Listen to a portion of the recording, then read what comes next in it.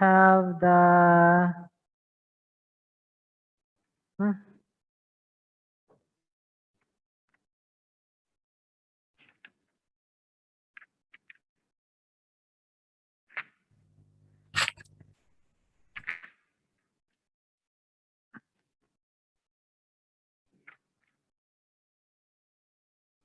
oh my God, what is happening to me?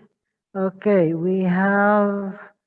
Can someone remind me again? What are the two types of integrals? We have the. Definite and indefinite. Oh yeah. Okay, thank you, Javier. Okay, we have the definite and indefinite integrals. Okay, so last meeting we have been discussing about the definite integrals, correct? Yes. Okay, so for today, for you to be able to appreciate the definite integrals, okay, the process in some tangible applications. Okay, so if you ask yourself, where do we use this? Okay, when will I use this? Okay, so for definite integrals, especially if you're going to be following the track of like engineering, architecture, wherein you are going to be building something and you're going to make components for something. You need to make sure that all of those parts are going to fit exactly with one another, right? So just imagine that you're going to be making like a custom part of a certain machine, and then you need to make a hole down the middle, but then the one that you're going to fit inside it, okay, you did not measure to the highest degree. Will the part function properly? No, right? Right? Yes.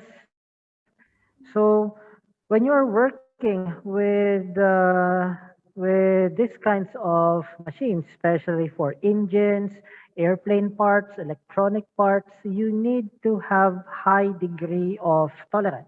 Okay, and to do that, you need to know how to make things to the exact value. Okay, and definite integrals now is the tool to use. Okay, so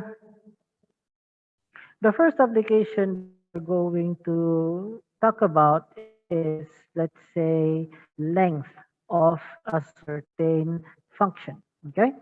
When you were in the lower levels, we already discussed about length. So if you have a certain line like this, and this is now A and B, that's your x-axis and y-axis. How long or how do you find the length or the distance from A to B? Right, remember? What's the length or the distance from A to B?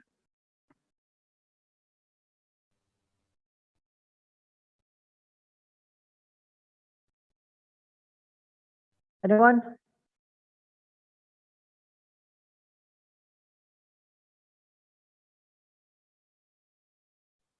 We use Has the a formula, distance right? formula. It Yes. will be based in your, yeah, which is now your delta y and your delta x. So that will be square root of delta y squared plus delta x squared. Okay, this is very easy because this is a straight line. You can actually basically get a ruler and measure it. Now, what happens if I have another function, but this time I have it as a curve? And that is now the A, and this is now going to be B. What will now be the distance or the length of the curve?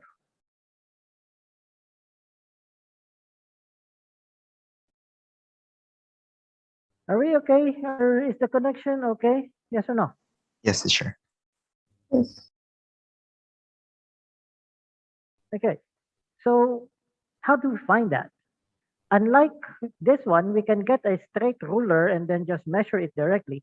But when you have a curve, we cannot do that, right? So in the old days, okay, in the old days, They measure it something like from, let's say, from this point until this point, right? They try to subdivide it equally. Okay, they try to subdivide it equally. Okay, so they have this point.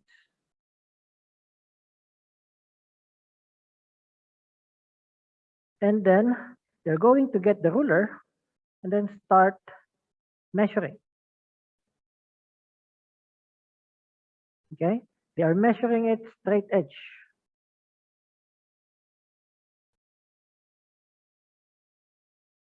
Okay, so what can you say? Will this one give me an accurate length? For example, I found this to be 2, 2, 2, 2, 2, and 2. Then the length is now going to give me 1, 2, 3, 4, 5, 6. So 12 units. Okay, is this acceptable? Yes or no? Is this acceptable? Should be, but it's not accurate. Okay, it should be, but it's not accurate. If you are using this to get like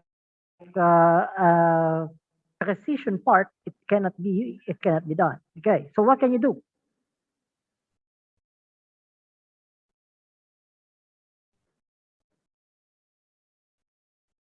What you can do is you can make the divisions smaller, right? You can divide it smaller,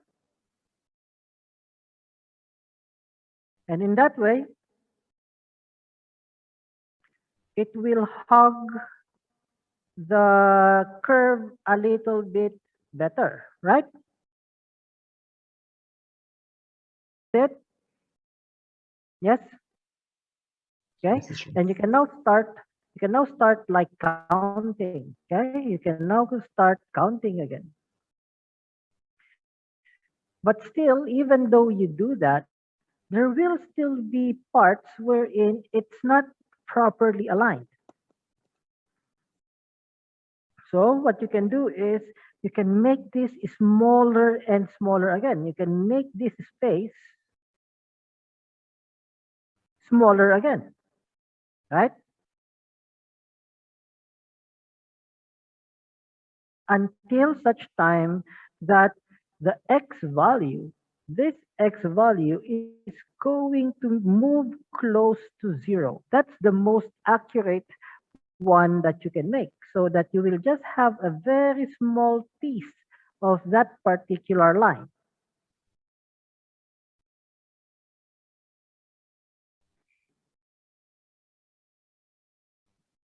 Okay,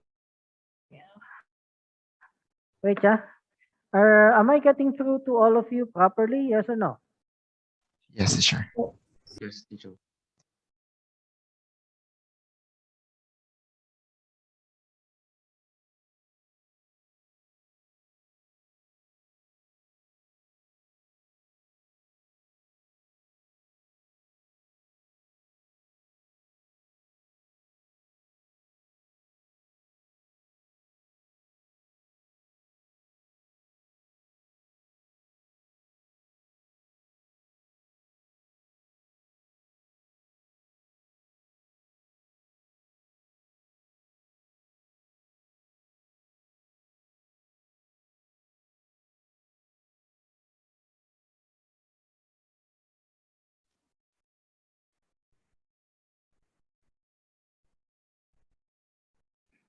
Okay, is this connection better?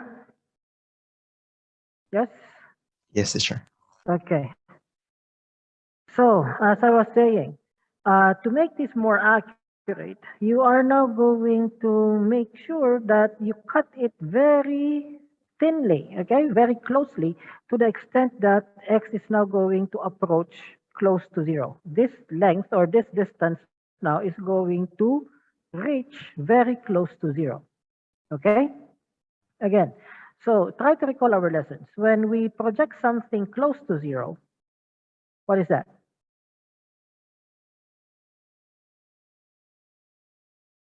When you project something very close to zero, it is going to be your limits, right?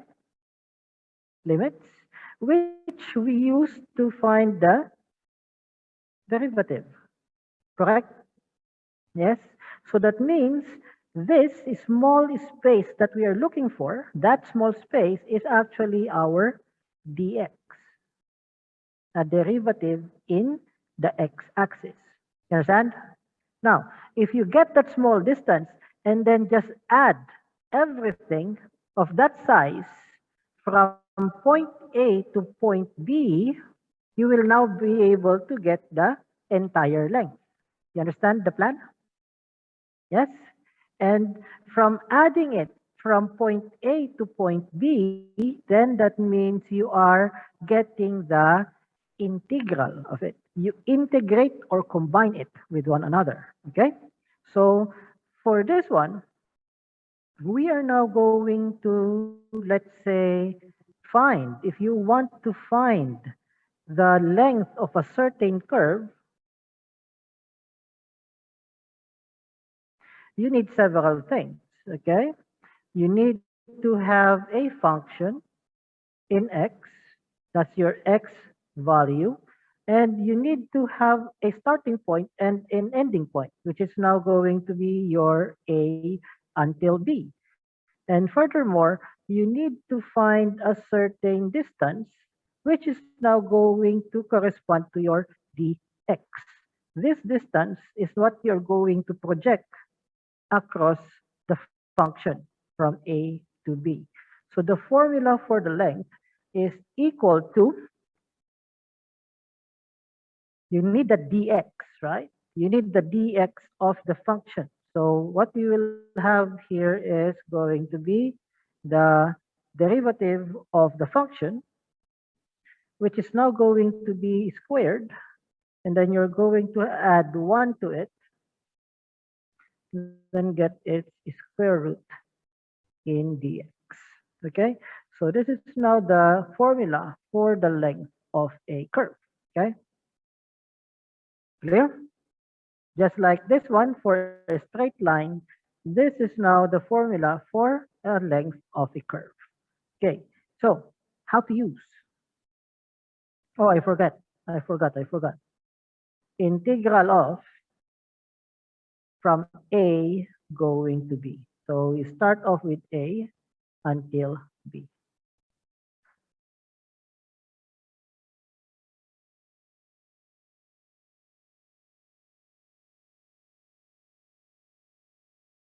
Okay, so there. So how do we use this? So if, for example, we have like a function, we have a curve. I do not know the graph, but let's say we have here y is equal to 1 plus 6x raised to 3 over 2. Okay? And that is now a specific curve. And I want you to get the distance of this. All you need to do now is to use this formula. Okay? So first, we need to get your dy dx, or that is now your y prime. Okay? That's prime, yeah? Okay? So it's going to give us what? Anyone?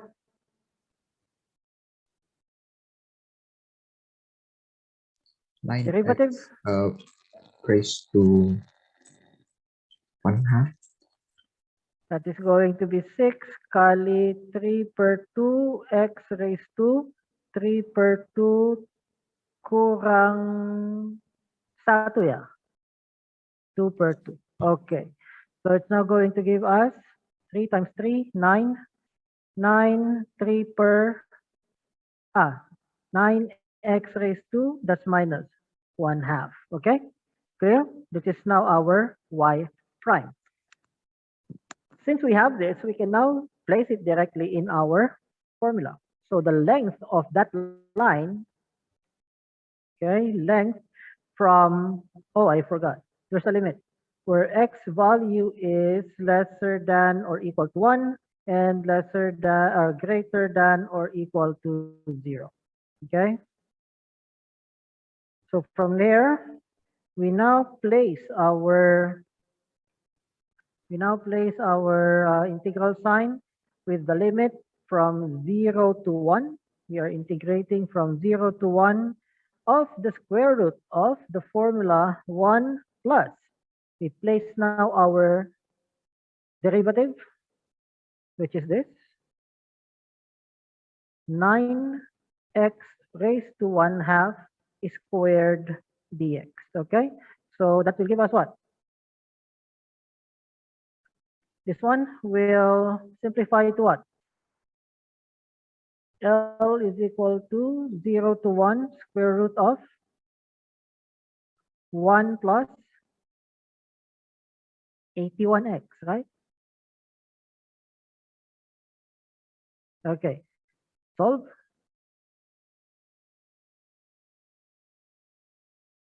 Integral, this is already integral. Okay, it will be, I'll simplify further. It's now going to be 0 to 1 of 1 plus, that is going to be 81x plus 1 raised to 1/2 dx.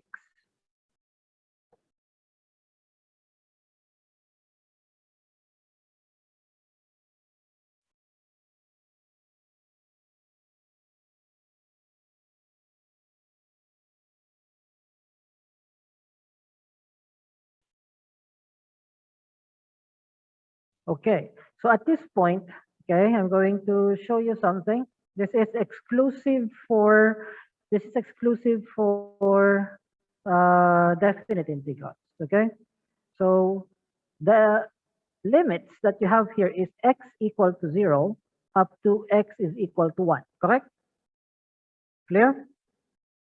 And this is now 81x plus 1 raised to 1/2, and this is now dx. If we are going to use u substitution, let u is equal to 81x plus 1. That means we are trying to change all x into u. Okay? So if we change x into u, what will we get? We need our du, which is now going to be 81 dx. So dx is equal to du over 81. However, we still have the limits to worry about because our limits is still expressed in x. Correct? Our limits is still expressed in x, so we need to change the limits to u as well. Change limits to function of u as well. How do we do that? We make use of this. Since u is equal to 81x plus 1, we can now use it to convert the lower limit when x is equal to 0. Okay? So what will we get? U is equal to 1. Correct? Okay?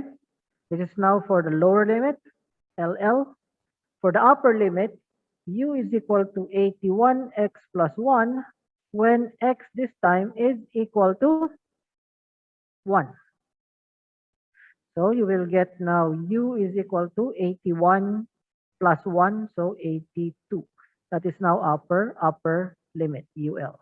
Okay, so converting it or substituting everything, it is now going to give us integral of 1 until 82 of, that's our du. So I'm going to place that outside. And then this is going to be u raised to 1/2 du. Okay? Am I correct? Did I substitute properly? Yes, right? Okay. Yeah, teacher. So with this one, oh no, I ran out of time. Okay. I want you now to evaluate this or integrate this and evaluate it. No need to return back to x because this is now o raised to or equal to u. Okay? Understand? After you integrate this, you evaluate it directly from 1 until 82. And you will get a certain decimal value. I think it is 6 point something. Okay? And if you get that value, that means you will arrive at the correct answer. Okay? Clear?